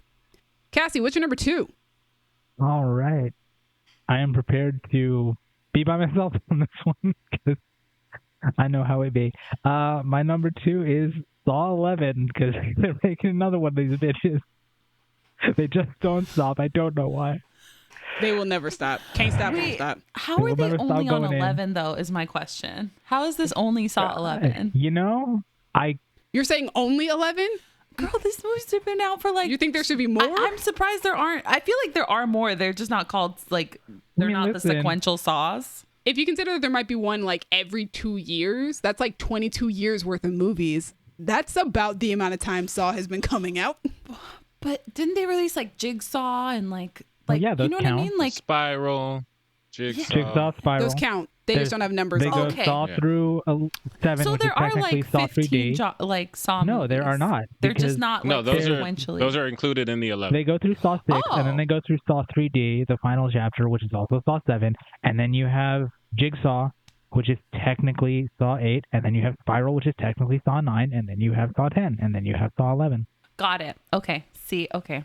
Got it. It just feels like there should be more, but I get it. But Demi also made a point. I agree that there should be more, but not in like I expected that there were more, but more that please keep making these movies. They're so good.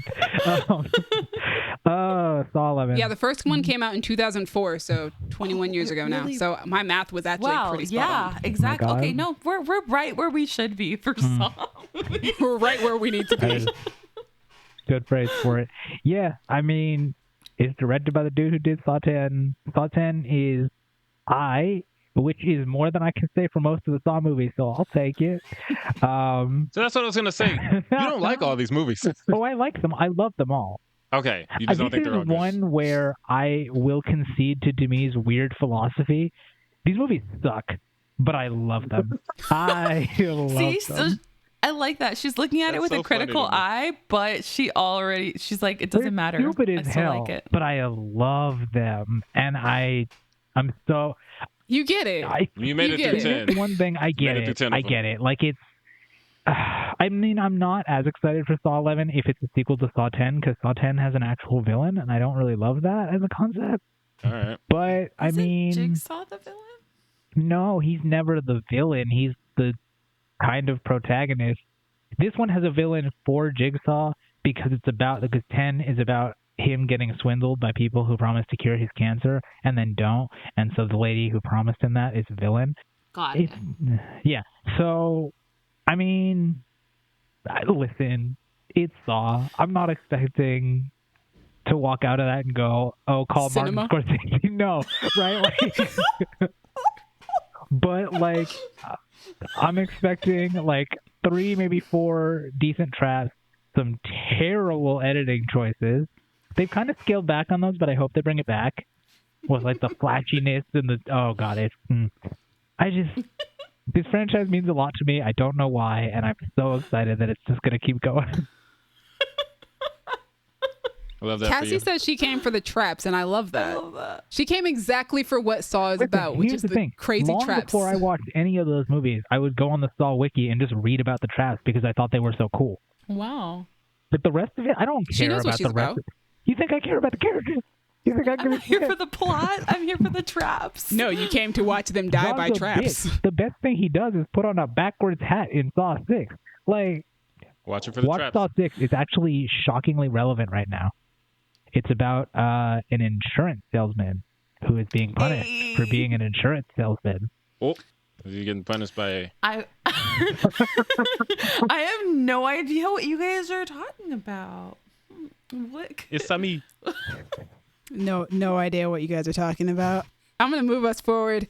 My number 2, going way far away from that. My number 2. Oh, the memes have been going crazy. But to me, what is your number 2? My number 2 was my number 1 until about a month ago. My number 2 is Superman, which comes out July 11th, 2025. It's directed by James Gunn, and it stars David Corenswet, Rachel Brosnahan, Nicholas Hoult, Skylar Gisondo. This is a long list. Hold on. Sean Gunn, Wendell Pierce, Eddie Gathegi, Isabella Merced, Nathan Fillion, Frank Grillo, Maria Gabriela De Faria, Sarah Sampaio, Anthony Kerrigan, and Millie Alcock. I'm sure most of those are just features and not actual stars of this movie, but I wanted to mention them all. And the IMDb summary follows the titular superhero as he reconciles his heritage with his human upbringing. He is the embodiment of truth, justice, and the American way in a world that views this as out-fashioned. Hopefully not actually the American way, because as we've learned recently, that's not a great way to go. James Gunn said that they weren't going to use that, but I don't remember if I actually heard that. I know that DC Comics changed it maybe that's what I was thinking of. But yeah, Superman. I'm super stoked about this. I'm so excited. I'm way more excited for this movie than any other. I am super stoked.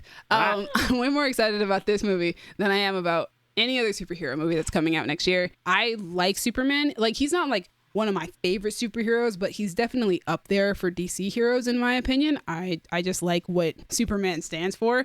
And I think I like him even more having watched My Hero Academia, because that's who All Might basically is on that show, and I adore All Might. Right. And if they can make a Superman movie in the vein of who All Might is, I will be super happy. But yeah, David Corenswet looks like Superman.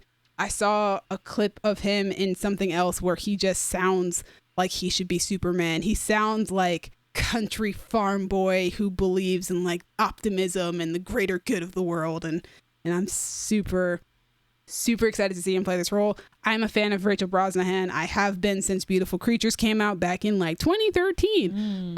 And I'm very happy that her career has taken off in the way that it has. I started Marvelous Ms. Maisel shortly after she got cast as Lois Lane, and I'm so excited to see what her version of Lois Lane is like. Also, after having watched My Adventures with Superman, I'm so invested in Clark and Lois as a relationship, and I'm curious as to how James Gunn is going to handle their relationship.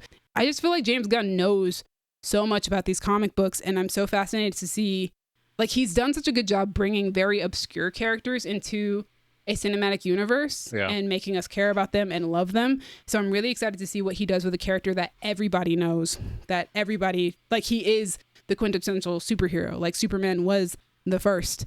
And so he's like the ultimate superhero. And I'm excited to see what James Gunn does with that, especially because Superman isn't a character that I would necessarily say fits the James Gunn tone, having especially just finished watching the first couple of episodes of Creature Commandos.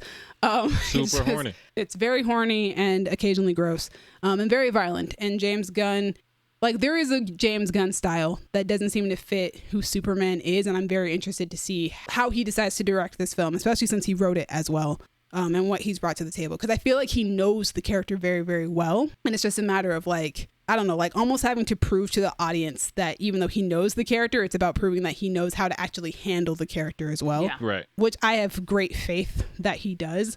I'm excited to see the beginning of the full-fledged beginning of the DCU, being in a world where superheroes are a commonality and not a thing that we are building from the ground up with Superman, and meeting all these heroes that are going to be in it. We have characters from the Authority that will be showing up in this movie. We have characters from the Justice Society of America that will be showing up in this movie. And everything that's come out about this movie, I've been fascinated by. Also, I've read All-Star Superman recently. I need to read Superman for All Seasons. But All-Star Superman seems to be the run that James Gunn is basing quite a bit of this off. Also, having seen Christopher Reeve's Superman, that again is kind of influencing my excitement over seeing Superman and Lois, and hopefully seeing some very classic iconography for those two characters and their romance, whether that be flying together or coming down from the sky together. I don't know. I'm really excited to see what comes of it. In the same way that I was very excited about The Batman, where everything that was coming out about The Batman, I was like, yeah, that feels like Batman to me. Everything about this is like, yeah, that sounds like Superman to me. I can't wait to see what the movie is because everything about it sounds great so far. Yeah. Today I saw a graphic of the Man of Steel logo in comparison to the new Superman movie logo. Mm-hmm. And I was like, well, I can tell you which one looks like it understands the tone of Superman. Yeah, this one's very bright. I mean, you are treading on dangerous ground there. I stay treading on dangerous grounds, whatever. I don't have social media like that anymore. What are they going to do? Comment on this video? Please. Thank you. Yeah. If you're upset, please comment down below to tell us why you're upset. Please tell us why you think Zack Snyder's Superman is the Superman above all Supermans. And let us know in the comments below. Share the video with your friends who will also be upset. And tell them to comment. Tell them to share it with 2 other friends. But yeah, that is me talking at length about how excited I am for this Superman movie that we don't have a trailer for yet. If we get a trailer before I get to edit this, or before I even release this episode, I'm going to be upset because that's happened almost every single time that we've done one of these episodes is a trailer will come out before we've actually seen it. And I'm like, we already recorded the episode. I can't even talk about what was in the trailer anymore. It's too late. So Superman is my number 2. It was my number 1 all year. And you guys will find out what my number 1 is in a second. Because guess what, guys? We have reached our number 1. Number 1. All right. I think some of us might have the same one. Maybe. I think we have the same Dallas one. does not. Dallas, sir, what is your number 1 so that we can talk about it? Number 1 is Sinners. Wah, wah, wah. Sinners. What did I say? We love our Ryans over here. We love a good Ryan. Couple of them. It comes out March 7th. Love that. It is written and directed by Ryan Coogler. Love that. Stars Michael B. Jordan. Of course. Delroy Lindo. Jack O'Connell. Jamie Lawson. Wunmi Masaku. Omar Benson Miller. And Haley Steinfeld, because you got to have a white girl. Woo. Summary is, trying to leave their troubled lives behind, twin brothers return to their hometown to start again, only to discover that an even greater evil is waiting to welcome them back. This is the only horror movie Dallas is getting out of me this year. Let's love it, go. love it. And it's going to be the best one. I'm so scared. I'm so excited. When I heard Ryan Coogler was doing another movie, I was excited. Then I heard it was vampires. Then I heard Michael B. Jordan is playing 2 characters. Then I heard it's in the 20s or something. Everything I hear makes me more excited. And we lost Blade. So yep. I'm glad that we have something to fill that black vampire void of 2025. Dude. Yeah. Blade's line in Deadpool versus Wolverine, he's like, the one and only. There's only ever going to be one Blade. Yeah, that's what it was. That line aged better than any line I've ever seen. But yeah, Sinners. It looks great. Of course it looks great. Ryan Coogler does not miss. He's my favorite director.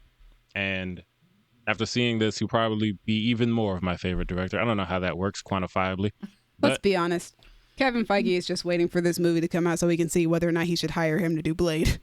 Yo, for real. Another one? With it. I think the movie's cursed. Okay, if they hire Ryan Coogler to do Blade, I will find Kevin Feige. I will grab him by the collar, and I will say, "Don't give me hope." And then if Ryan Coogler exits Blade, I will fight Kevin Feige in a cage match. So Kevin, oh my Lord. If you hear this, just know there are risks and rewards to hiring Ryan Coogler. Don't mess it up. I mean, the MCU already has a relationship with Ryan Coogler. True. Let him do everything. Supposedly we're getting a Black Panther 3 at some point too, because Denzel's gonna be in it. Denzel? So. I guarantee it. I guarantee he makes guarantees in this one. He better make a guarantee. And promises. Ryan, come on, man. Anyway, yeah, Sinners. Sinners was one of my favorite trailers that came out last year. Same. I watched that trailer over and over and over again, and I was like, I know I'm going to be terrified, but I am so excited. You're gonna suffer, but you're gonna be happy about it. Oh, I can't freaking wait. I'm Just so everything about that trailer. Curious so good. if are we getting down with the swirl or is she a demon? Yo. What happened? I love me a swirl. Maybe both. Is she a vampire? The look she was giving in that camera? Exactly. Oh, Dallas, everything that you said basically was my reaction to this movie. It was like, oh, Ryan Coogler's making a new movie? Bet I'm gonna be there. Oh, he's making a movie about vampires? Vampires are my thing. Those are in my wheelhouse. I'm absolutely gonna go see a Ryan Coogler vampire movie. And then it was like, Michael B. Jordan's in it. I'm not surprised. Is there a Ryan Coogler movie without Michael B. Jordan? Absolutely not. So like, Nope. Not on the record. So set in the 20s, I would never want to time travel to the 20s, but I do have an obsession with speakeasies and stuff like that. I think they're amazing and that they're cool, and I like the culture of that from back in the 20s. So like, I'm very excited. That racism commentary gonna hit. It's gonna hit so hard, and I'm so excited to see all those things come together from the eyes of Ryan Coogler. Also, Wunmi Mosaku, who I am a fan of from Lovecraft Country. Yeah. Also, one of my favorite characters from Loki, even though I was not a huge fan of that show. Loved her in it, though. Yep. She was great. Me too. Also liked her short appearance in Deadpool and Wolverine. I know, she's as great. she should. She's wonderful. And I love Jamie Lawson. As I said earlier, I loved her in the Batman. I loved her in the Woman King, and I've been waiting for her to do like bigger stuff too. Hopefully this is a bigger role for her than in the Batman and in the Woman King, because those are both very small roles. Yeah. But she's great in them. Michael B. Jordan is one of my favorite actors, period. Same. End of story. So Also, Delroy Lindo. It's freaking great. Yep. Yeah, I was going to say Delroy Lindo. He's fantastic. he also looks kind of creepy in this trailer. Yeah. I don't know what he's up to, but he looks seems scary. like he ain't up to no good. Also, Nobody looks like they're up to any good in this movie, let's be honest here. yes, and speaking of people who look like they're up to no good, I joked earlier that you got to have a white girl, but Haley Steinfeld is actually one of my favorite actresses. Like, she's fantastic. Like, she just came off of Arcane, which is, y'all know how I feel about Arcane. So like, Vi is one of my favorite characters that she's ever done. I'm also just excited to see her play a different character, because I love her as Kate Bishop too. I love her as Gwen Stacy. Those three characters are three very different characters. Yeah. So I'm excited to see what kind of character she's playing in Sinners, because she's not going to be playing any of those three. Yep, she got No. 2 Oscar noms for a reason. Surprise, her name Yes. is Gwanda. Wanda the Lusty Vampire. Also, Also, So, yeah. Michael B. Jordan. we're in a time. We're in a time when well, there's always a time when people are thirsting over vampires, but Always. I'm not usually that person. Like, I don't watch that show y'all be watching. And Welcome to the club. We have jackets. yes, but is Haley a vampire? I'm hope so. sorry, Dallas. Zach. Are you telling me you were not turned on by a scene of Willem Dafoe and 2,000 live rats in Nosferatu? You know, that didn't Lord. quite do it for me. Good Lord. It's a very wild question. Not quite my cup of tea.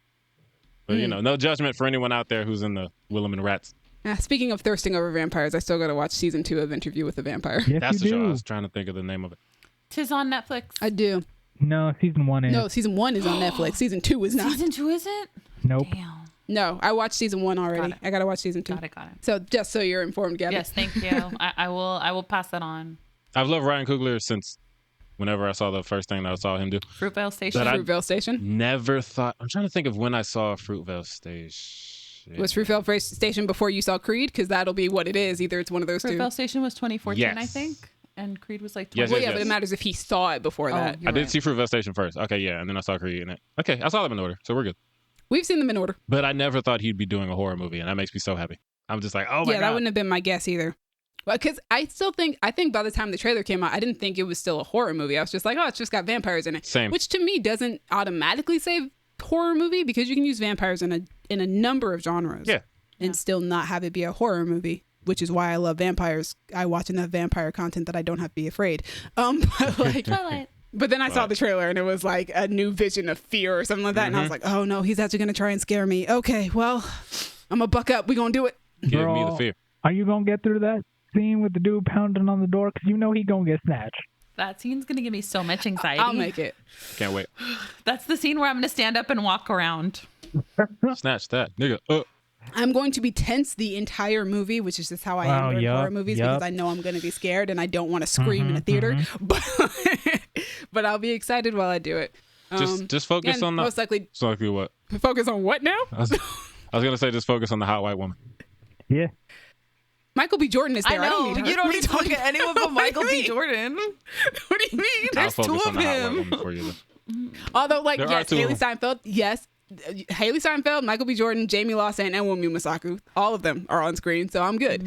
But yeah, it's a who buddy. I sat through several Resident Evil movies, so I think I can pull this off. And we had a great time when we went to go see Nope. So I We look did. forward to seeing Sinners with you, Dallas. Yeah. I hope it's nothing like Us, because that's the one that really I almost left. I haven't seen that one. I went to And see I that. would not recommend it for you. It's Yeah, it's a lot. Yeah, I don't want to do that. I one. went to see that in theaters with. I love Lupita Nyong'o. Can't. No, don't She's a do lot. it. It's a lot. It's good though. I remember watching those trailers and being like, she terrifies me just in these trailers. I don't need to watch this movie. I didn't even like looking at the poster. I was like, no, no. Her voice. Oh no. I was the woman in Get Out all of a sudden. No. No.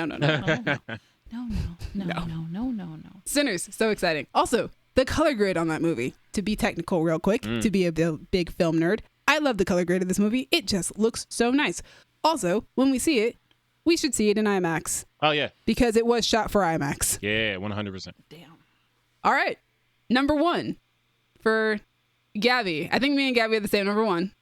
It is 1, 2, 3. Wicked Part 2. Yes. Yeah. All right, let's go, girls. All right. Hey! I figured Cassie would be on board too. Mhm. Wicked Part 2 coming out November 21st, 2025 is directed by John M. Chu and it stars Cynthia Erivo, Ariana Grande Butera, Jonathan Bailey, Jeff Goldblum, Michelle Yeoh, Ethan Slater, and Marissa Bodie. And the IMDb summary is, because I chose the more interesting one, not the plain one. After challenging the wizard's totalitarian regime in Oz, Elphaba must grapple with her identity as the Wicked Witch of the West. Meanwhile, the wizard has given Glinda the title Glinda the Good and a public status as the nation's defender against Elphaba. The two witches must make decisions that seal their fates in this second musical installment, aka the second act of Wicked. So, My body's ready. I'm so ready. So the first movie wasn't even on my honorable mentions last year as my most anticipated movie of the year. And literally after I saw the movie this year, I was like, and Part 2 goes all the way up to number 1 on my most anticipated list. It wasn't even on the list. I wasn't even thinking about it until I saw the movie. And then I was like, this is number 1. Now I have to see this movie. I'm so excited. And some of my favorite songs are in Part 2. No Good Deed. Yep. No Good Deed, I will send. For Good, I will send. And As Long As You're Mine. Yep. Yep. All the hits, it's over man. for me. I know I'm gonna cry. I'm gonna cry my eyes out. I almost did during this one. During the first one, I cried for sure. Yeah. I'm so excited. I don't know what more to say about this movie. Good. Like the first one was just met all expectations. And I can't wait. Absolutely. I can't wait to the next part. Yes, John M. Like, and for me, who had like lower expectations than most people, like I was like, I want this movie to be good, and I'm sure it will be good, but it just exceeded all expectations that I possibly could have had for it. Yeah. I came out of it and was just like, oh my gosh, they made Wicked. Yeah. And also I think part of that is that it was in development hell for so long that it was like, they're never going to get this movie made. It's never going to happen. I remember it was supposed to come out the same day that Star Wars The Force Awakens came out. Oh my God. In 2015. Because I remember thinking to myself, I'm going to do a double feature. I'm going to go see Wicked and then I'm going to go see Star Wars and I'm going to have like the time of my life watching these two amazing things that I love. So yeah, we finally made it to having a Wicked movie. And not only did we make it, but it's so good. Whew, boy, it's phenomenal.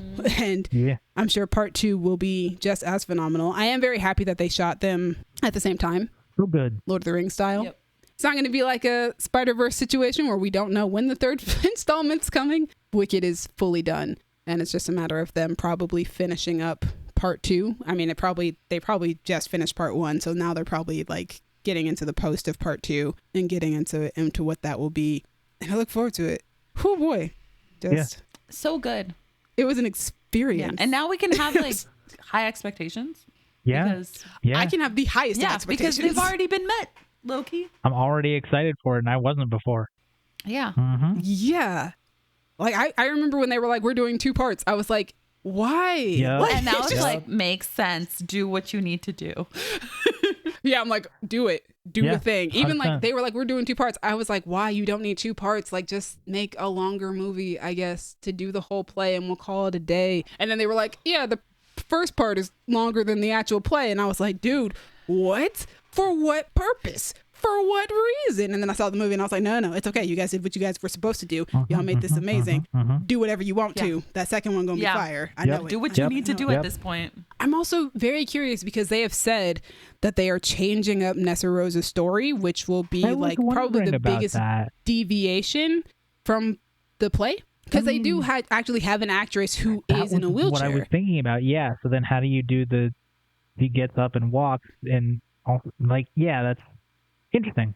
I'm hearing that they're probably not going to do that part. That makes sense. But yeah, I don't know how they'll change that. I am fascinated to see how they do. I think there is an argument to be made that could potentially be seen as ableism by making her able to walk all of a sudden. I hope she gets to like do magic herself, because like she's the Wicked Witch of the East, but we don't really see a lot of that in the play. So it feels like it's just a title just to go along with her sisters, maybe. But I mean, she does do magic to. Is she the one who does it to Bach? Oh, she's the one yeah. I'm excited to see what they're gonna do. I need to go see part 1 again because there are details that people have pointed out, and I'm like, I didn't notice that. I need to notice it. I need to be there to see it. Now I gotta go watch it again. I have to finish it. I have to like finish the movie. You do need to finish it. But Cynthia, oh my gosh, just listening to Cynthia Erivo play Elphaba has been a joy. Just listening to that soundtrack over and over, and her vocal acting, even just within her singing, it's just I love it so much. She's so good. And Ariana Grande just blew every expectation I could have possibly had for her out of the water from the moment the movie starts. I'm excited to see what they pull off for Act 2. Yeah. The longest intermission we've ever sat through. For real. For real. But probably worth it. Yeah. Oh, I think it will be. Oh, it'll definitely be worth it. I just think it's funny that like I had like it was not on my anticipation list. It wasn't even on my honorable mentions. I wasn't thinking about part 2 at all until I saw part 1, and I was like, this is now my most anticipated movie of the year. Like I had to stop and think, and I was like, am I more excited for this than I am for Superman? And I was like, yeah, because I think it's because I know what I'm getting into. That's the thing. Yeah, you've seen that it collabs. Yeah, it slaps so hard. The hardest of slaps. And it's so funny because people keep trying to get Dallas to watch it. And I would not recommend it to Dallas. It's not Dallas' thing. I'm like, I'm 50-50 on it. Dallas could like it for the messaging that's in it, but I don't know. Dallas, do you want to sit through an almost 3-hour musical? No. Okay. Yeah. But like, I'm like, I don't know. It's a 50-50 chance. It's a 50-50 shot.